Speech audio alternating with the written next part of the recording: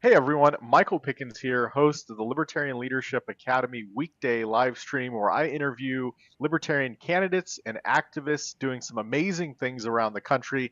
Today I have a candidate running in a special election in Michigan's 35th State Senate District. Her name is Sledz. She has a bachelor's in psychology. She's pursuing her master's in counseling. She's an Army wife and mother of three. Allie, welcome to the show. Hi, it's so nice to be here. Awesome, awesome. So the first question I ask every candidate is, why are you running? So as you said, this is a special election. My district has been without Senate representation for, at the time of the election, almost 500 days, or right around 500 days. And a budget was passed without having any representation, and Mhm. that was really frustrating to me. And all the while watching tax increases getting pushed through in that budget that have really affected the people of my area specifically. So now we're left in this vacuum where the duopoly candidates want to continue to have be the representatives, but they aren't doing anything to be representative. So Yeah, and we see that a lot. They talk a good game, but when it comes to actually helping the people in their districts, they don't really do that. So, what are some of the things that you are going to do to assist your citizens, the people in your district, to make their lives better? we talked about, you mentioned that I'm a counseling student. Um, Mhm. I love to listen and I'm curious about everything around me. Um, so I feel like I can be a better representative voice because of my willingness to listen. I'm not funded by PAC money like my opponents. So I care about what they need specifically. And my biggest push is we need to lower the taxes, specifically the gas tax and the new marijuana tax. And we need to lower the threshold for small businesses to be businesses. Our area was hit exceptionally hard when the big three pulled out, the big automotive three pulled out of our area, and Mhm. it's left a vacuum. And we really need to fill that with small business so that people can thrive here. When you say lowering the barriers, what do you specifically mean by that? So licensing, obviously, um, Michigan is famously awful for their liquor licenses being difficult and almost mob-like to get into. um, so those barriers make it very difficult for small restaurants and things to become competitive in a market, because if you don't get a liquor license as a bar, you're not really a bar, right? So Yep. those type of licensing things make it very difficult to function as a small business in the Tri-Cities. Yeah, and I'm sure, obviously, if you're going to try to file to get a business license, you've got to pay a fee, right? Mm-hmm. And I'm sure there's different fees for different types of businesses and different requirements, right? So you're talking about reducing those fees, reducing those requirements for people to get started, right? Right, those entry level barriers. Um, Yep. I really am a proponent of people being able to make the choices that are best for them. So, in like we have a lot of areas where we're forcing licenses upon people that maybe don't necessarily need them, and we should allow the taxpayer to decide where they take their money. Like if you want to go to someone that's unlicensed, that's your choice, right? Like, and whatever comes of that is your choice. That's free will and that's choice. So that's really my feeling on it. Yeah, I've gone to licensed hairstylists many times, and some of them, I don't know if they should be licensed, but I don't want any of them to be licensed. Just because they have a license doesn't mean that they're competent, right? Right. My lovely auntie, who I adore, has done hair for years and she does it out of her basement. And, like she does it for family and friends, but like, Yep. it could be a valid income stream for her. She does it for free for family and friends, but like Sure. it could have been a valid income stream for No, her. No, no, really. Like she really I'm does. I'm just kidding. not I'm trying to just get her in kidding. trouble. She genuinely does it for free for family and friends, but could that be a valid income stream in her retirement if the licensing wasn't necessary, right? Like that's a Yeah. problem. or even Yeah. like it's totally like a like off the wall issue, but like nail techs and nail licensing, like if you go to a licensed nail tech now, like you're paying $125 for a set of like acrylic nails, which is crazy. When you could be going to like Sally next door, who's been doing it for years on herself and her kids and her family, Mhm. and maybe she charges you $50. Well, that's an increase to the economy, right? Like that's Oh helping the yeah. economy. So that's, that's a big problem for me personally.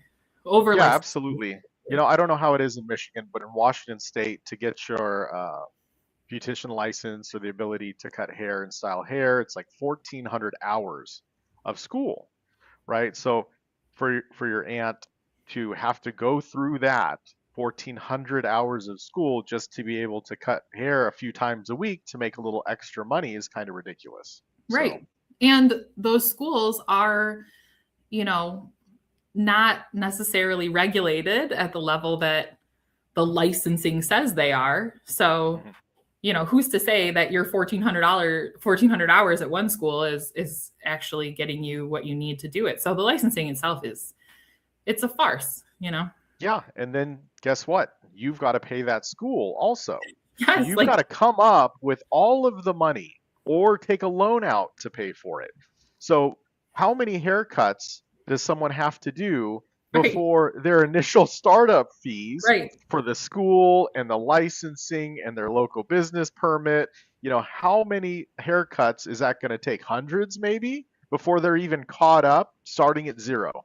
Yep. And a government funded loan, right? The odds of it being a private loan are slim. So you're taking a Yeah. government funded loan because the government's going to get their cut. Yeah, um, there's a lot of regulations that have been put in place in Washington State. They just changed things, or in my county, they just changed things to where a commercial building has to have a septic inspection every 2 years, right? That wasn't a requirement before. Guess who pushed for that? All the septic companies, right? So now Right. I just had to do it recently, and it used to be $500 a couple years ago. It was $960 just for a septic inspection. That's And it's a yeah, monopoly on it though. You have to have it so they can charge you whatever they yep. want to do it. Well, when they first implemented it, like I said, it was $500 in the very beginning. But now that it's mandatory, now all of the septic inspectors, there's only like five of them, they've all raised their rates because everyone has to do it. There's no choice. Right. Otherwise, you get shut down. Right. But who's to say like do you really need it every 2 years? That feels like No. just Mm-mm. extreme overreach, right? Like and that's my biggest issue is where Michigan is very um interesting in how they push those those and cartelish, if you will, in their Yep. insistence.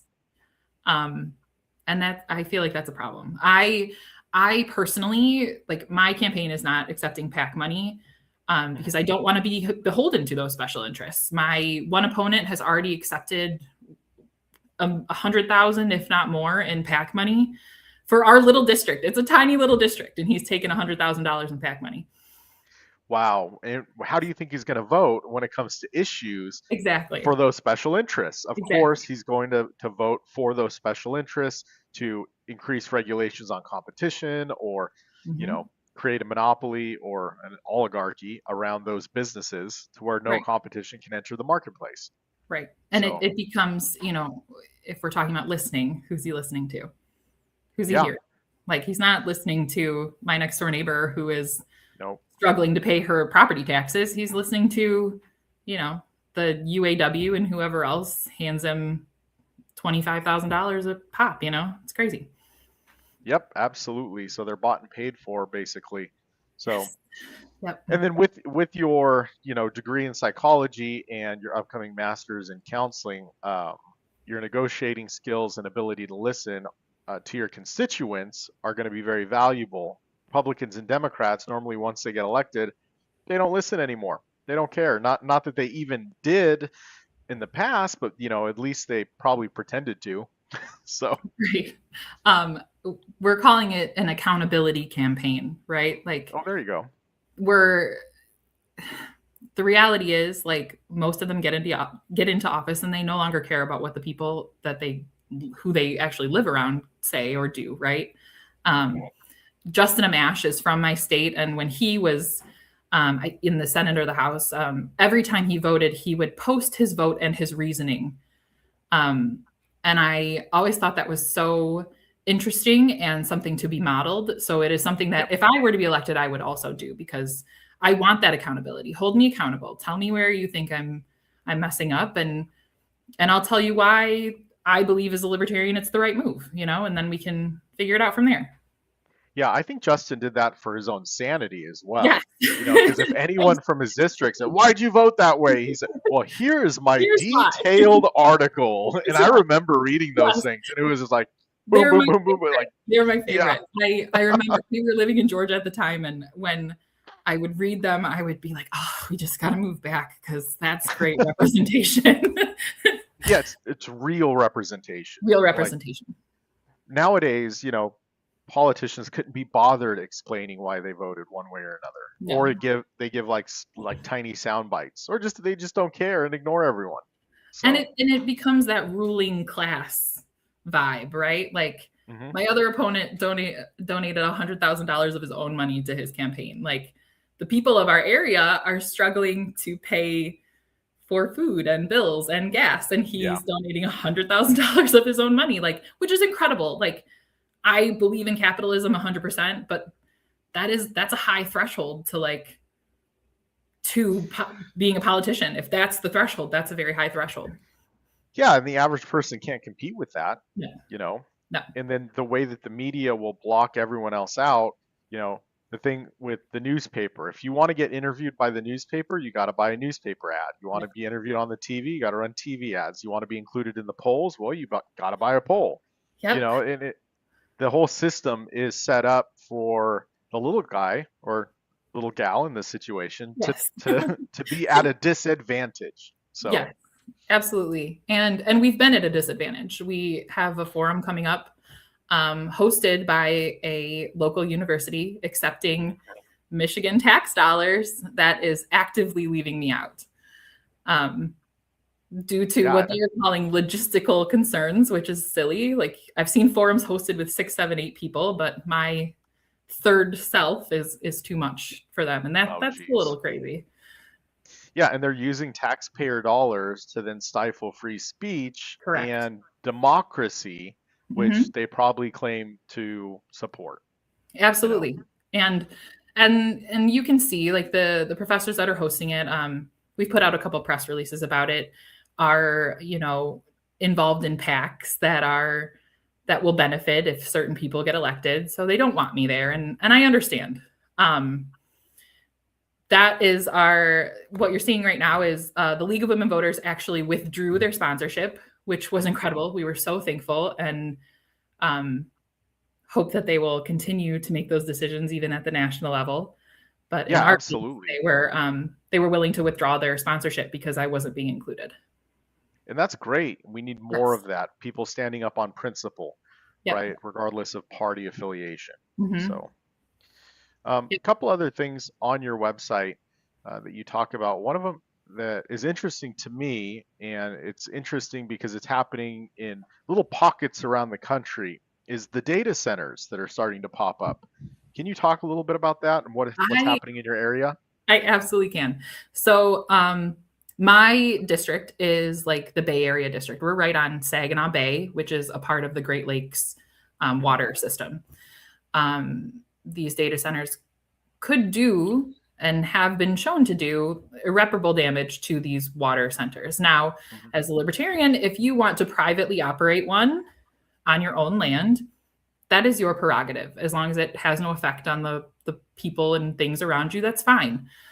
We're having the problem of tax breaks and incentives being given to these data centers, which then feels like pay to play, right? That's again the Michigan cartel, right? Like, if we think you're going to do enough for us, we'll give you money to be here. And I don't necessarily think that's fair. And I do think that we are not listening to the people of the areas that are getting these data centers put in. We've had several small towns in the UP who have stood up and said, absolutely not. And thankfully, they were listened to. But throughout the state, we're getting a lot of pushback from Governor Whitmer specifically. She is all for them, and I would love to know what she's getting out of it.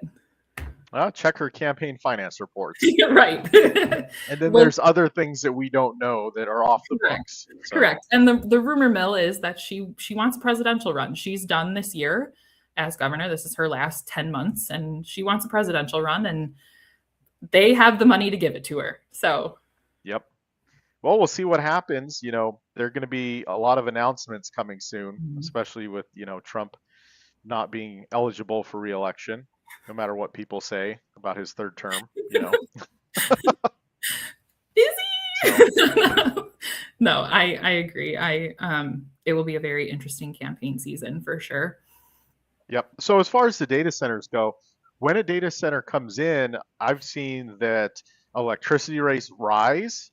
Yes. For everyone in the area. Their bill goes up for electricity, their bill goes up for water, you know, because the data centers pull so much, and the infrastructure needing to be built to support those data centers for the water and the electricity, the bill gets passed to the citizens in the surrounding areas. Of course.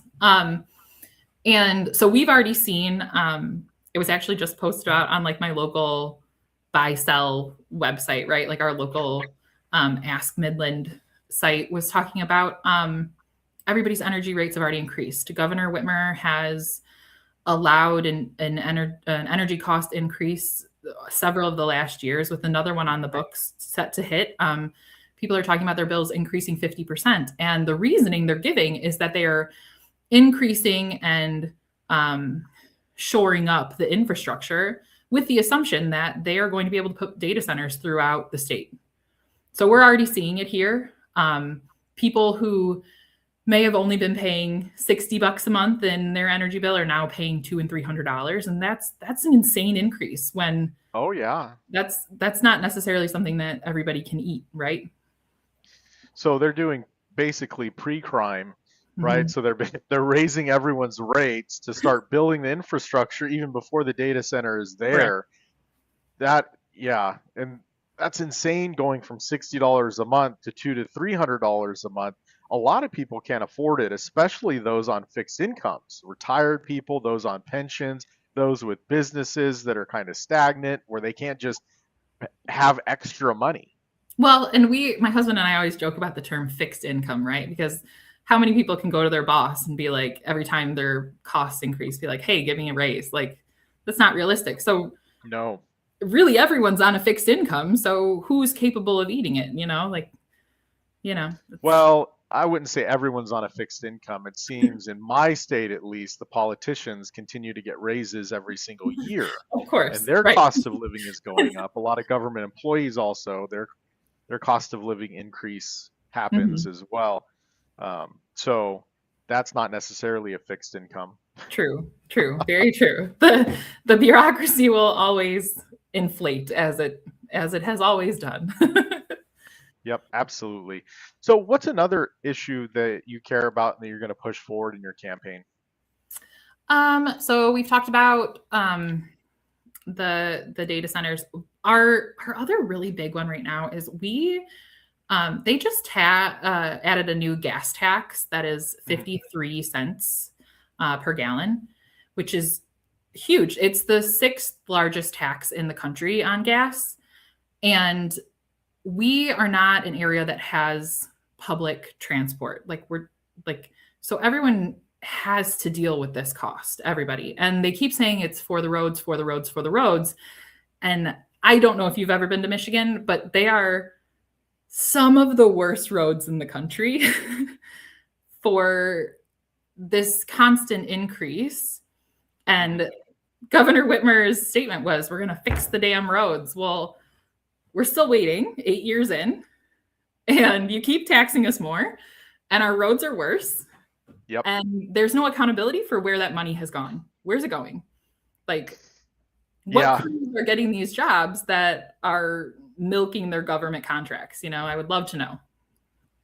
Well, a lot of the gas tax increases here in Washington State, they're going to the Climate Commitment Act. They're going to not fixing the roads. Washington State has the third highest, and then you have the sixth highest. And why are these states with some of the highest gas taxes have some of the worst roads Mm-hmm. in the country? And it's the politicians do not focus on the basics. There is so much wasteful spending Right. being put out there. In my county alone, only 60% of the funds being spent are going on essential services or going towards essential services. So another 40% is going to whatever they want. It doesn't And actually do anything for the citizenry. and with no accountability, really. Like, you guys aren't getting a say every day. We're not getting a say every day where that money is going. Um, Nope. they increased we are a green state. We're a marijuana friendly Hmm. state. And they increased the tax on marijuana by 24% as a wholesale tax, which, if you think that isn't getting passed on to the consumer, is, It is. of course it is. And what it's done is it's forcing the mom and pop pot shops out of business because they can't eat the cost, but the big, multi-state real companies are eating it and forcing out good businesses that, need the business. So Yeah. it's We've like thousands of people have been laid off in the last couple months over this, which is a lot. yeah, we've seen this in Washington State as well. There's a 35% excise tax on it, and the big companies can come in and they could literally eat that cost for 2 years or a year and Mhm. drive out all the competition because they can offer lower prices. And then they just increase prices when the competition goes out of Yeah. business. I was just reading an article. Right now, Michigan's prices are the lowest in the country, but it's all during this process right now of these Yeah. big companies swooping in, pushing out the mom and pop. And if we're realistic, within the next 2 years, we'll probably have some of the most expensive. Um, Yep. and I have friends who use it medicinally that can no longer afford to do that, right? Because the mom and pop shops they were using that they knew had the product they needed and things like that are closing. And so we're harming the businesses, we're harming the employees, and we're harming the citizens, right? With Yep. this extreme overreach. So I would love to see it repealed. We saw a 19% decrease in sales last month after the tax was passed. So that's a big hit. Yeah, so it's taking money from the people who need it, especially the medical patients. I've got a company, we manufacture a hemp RSO for cancer patients, and we charge Mhm. literally half of what other companies charge for this product because they're cancer patients. And a lot of them are struggling, they don't Right. have the money. And it's the same thing with people using medicinal cannabis for whatever it is. A lot of times, they've got epilepsy or they have arthritis or they have debilitating headaches or they have cancer or whatever it is, and they are unable to work. So a lot of times they're on disability, they're on Social Security, right? So they don't have a lot of extra income to be Mhm. able to absorb those costs. So what happens then? They just have to buy less and suffer more. And then it's all because of the government increasing these taxes and the Mhm. regulations around it. So Right. I completely understand, and hopefully you get elected and you could do something about it. I would You love know, to. If so, right now the Senate is split in an 18 to 19 split. So mhm. 19 Democrats and 18 Republicans. And if the Democrats win, they keep the control of the Senate, and if they lose, then it goes to a split. And the other day they called me in an article I was called the wild card because they don't know Oh, what would happen if I got elected. And my Democratic opponent keeps saying he has to get elected because they have to maintain control. Well, maintaining control is not doing the job that you need to no. do. And And it's just he's just going to vote along with the Democrats, just going of to increase course, taxes all of across the course, board, increase of spending course. all across the board that we're all going to have to pay for. Yep. And he's not going to suffer from it because Of he's going course to not. end up, one term and get a No, pension and whatever. right. And I will say both of my opponents, and this is not to say I'm not ageist, of course. I am not. I believe that people older than me have a lot of wisdom that I don't yet have from just being young, but they're both over the age of 50. They are both, you know, in a different stage of their lives than a lot of the people in our communities. And they may have lost sight of what's actually happening around them. Well, you said one of them put $100,000 of their own money into the campaign. That doesn't Yes. sound like an average normal person in the No, community that has no. an extra 100,000 laying around that they can drop into a campaign, which means if they dropped in 100,000, they probably have a lot more, Right. banked Of that they course. can rely on. So that, Yes. they're probably completely out of touch with the general public. And then you had Right. also said the other one had received over $100,000 in PAC money. Mm-hmm. And So that that person, yes, go ahead. completely out of touch. And that's my Democratic opponent. He was employed by Governor Whitmer's office for the last 2 years. So he was handpicked to do this job. Gotcha. And And he's going to vote. exactly as she wants him to. And that for me is wrong. There's no principle then. And I really believe that we have to have principles and we need to be accountable to the people that are electing us. And the best way to do that is to allow them to run their own lives as they see fit without our interference. Gotcha. Well, I agree with that, and I really hope that you're able to get your message out there during this special election. And no matter what happens, even if you don't get through, I hope you decide to run again and keep going because it is a long-term play. And I think with your intelligence level and ability to communicate, if enough people heard your message, if you were visible enough, you would get enough votes to win. Well, So I appreciate that. I appreciate that. We joked around the other day about because the governor run is open, like if this doesn't pan out, maybe we throw it out there for governor. Who knows? At least then it's more visibility, right? And that's what I want. Yep. More visibility Yeah, with a different message. yeah, exactly. That's how I look at libertarian campaigns. Thomas Jefferson said it best: educate and inform the whole mass of the people. They're the only sure reliance for the preservation of our liberty. So, as libertarian candidates going out there, we have to educate and inform on the issues that the old parties, I don't like saying major parties, I like saying old Old parties. parties. Yeah, their solutions are old solutions that haven't been working. We are the new party.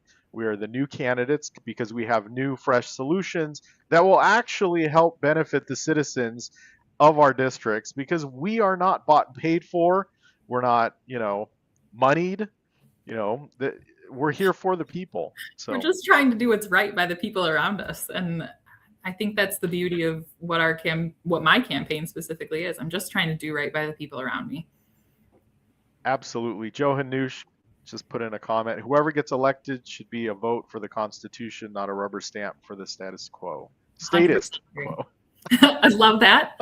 I am 100% a constitutionalist. If it doesn't say it, then it shouldn't be something that we're doing. So Nope. Focus on the basics. So, when is your election, and how can people support your campaign?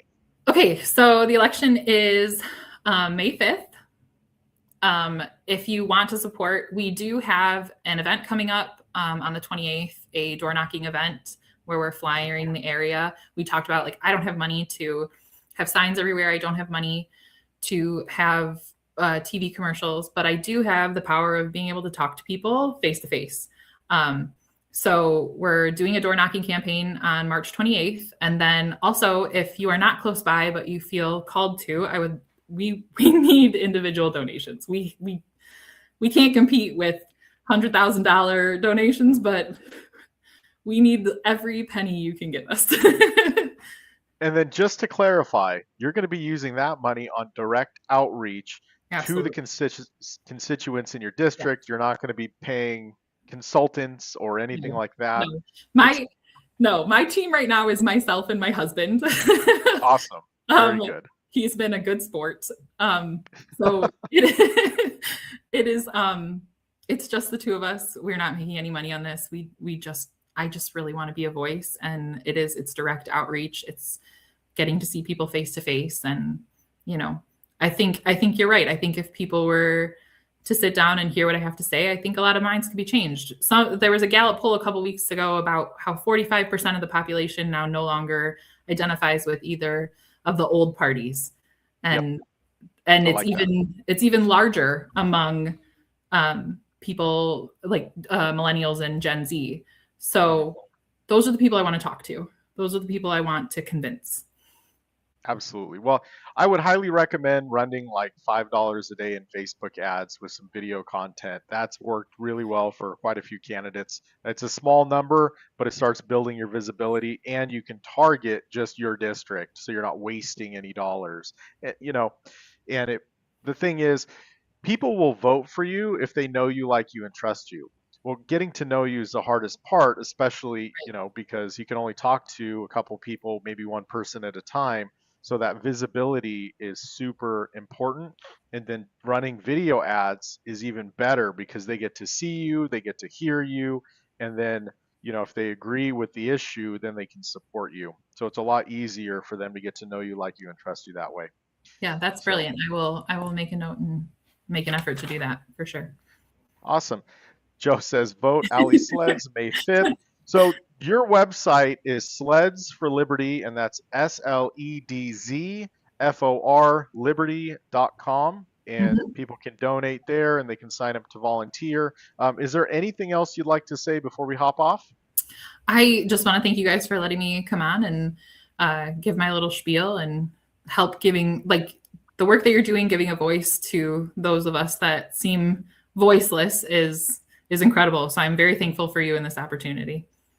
Well, thank you so much for joining. Thank you so much for running. And just remember, you are not voiceless. You just got to figure out how to How to get amplify out it. there, That's right? what we need. You need to figure out how to amplify your voice, because I can tell you're intelligent. You can communicate. More people need to hear your message and what you stand for, because the data center issue, the tax issue, the small business issues, like most people in the community will agree with where you stand. And if Mhm. those three things are your priorities, that's a winning combination. So just figure out how to amplify your voice. And thank you, and thank your husband as well, because I know it's not easy running for office. So He's been a good sport. absolutely. Okay, well, thank you so much, and then Thank you. good luck with your election, and we'll talk soon. Awesome. Thank you so much.